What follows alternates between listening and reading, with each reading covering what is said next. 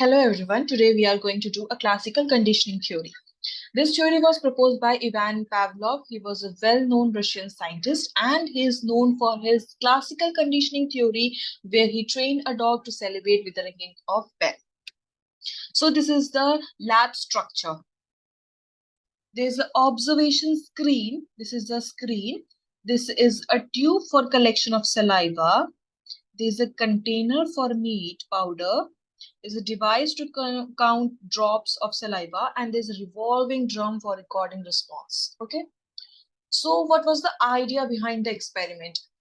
The idea was that nobody trains a dog to salivate, but still they salivate when they see food. It is very natural uh, whenever a dog see food, he started salivate or his saliva will come.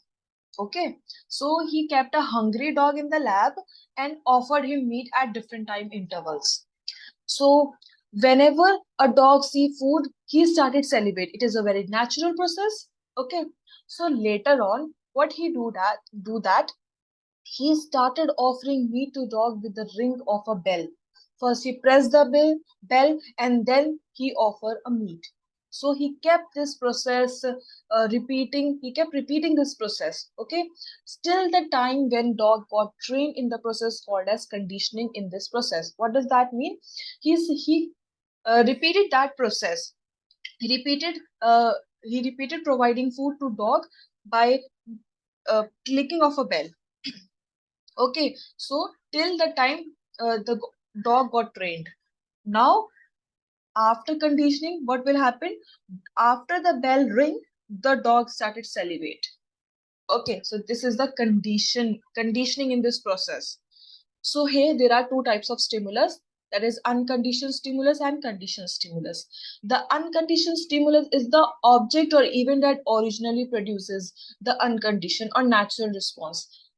It means that unconditioned stimulus is a very natural response, like the dog salivate when he see food. It is a very natural thing. And conditioned stimulus is like a neutral stimulus that has no response till the time it get associated with unconditional stimulus, eventually comes to trigger a conditional response. It means that conditioned stimulus is very neutral. It have to be associated with some process to get conditioned response. Like in this case, dog started salivate when he hear the voice of a bell because he was conditioned that he will get food when the bell ring. This is a condition stimulus. Okay, there are two types of response: unconditional response and conditional response. An unconditional response is an unlearned response that occurs naturally in reaction to the unconditional stimulus. Unconditional response is unlearned.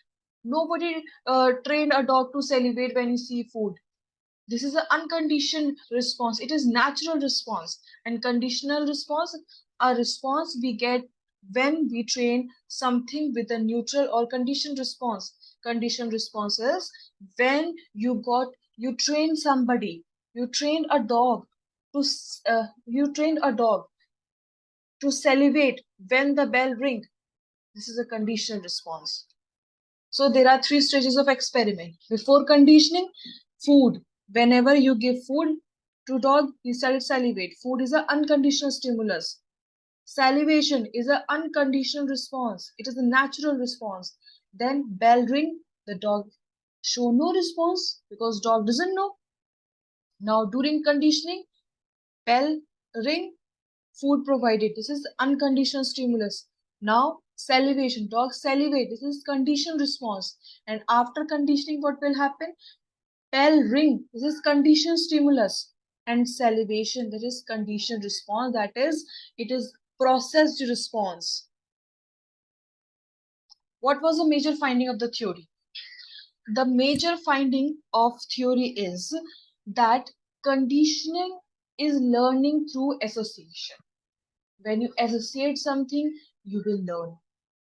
Pavlov showed that dogs could be conditioned to salivate at the sound of a bell if that sound was repeatedly presented at the same time when they were given food.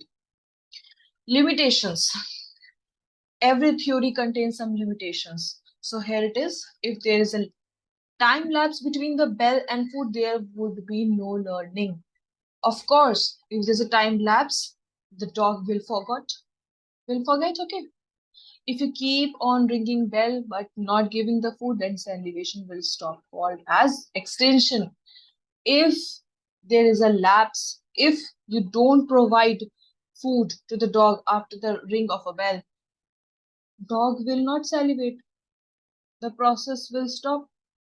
Dog must identify the right bell rather than salivating on any bell. Okay. After extinction, if suddenly you will ring the bell, then there's a huge chance of salivation. That is spontaneous recovery. Okay. Classroom examples. Positive educational environment. Now you can link it to your real life. Okay. So a supportive and positive environment can reduce students' anxiety and fear. When you see people around are nice to you, they talk to you, they share their things, there's all positive vibes, then your anxiety, your fear will fall. Okay, when paired with more challenging activities such as presenting in front of the class, like when you give your presentations, if there's a supportive environment, it will boost your confidence. Okay, recognition of performance. If you draw attention to students' performance in class, it can have a positive or negative association. Okay, it can have both.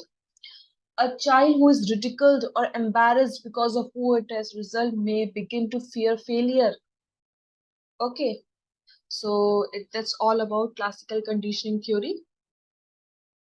Meet. Let's see the next theory in the next video. Till then, please support this video and click subscribe button, like button, and comment, share. Thank you.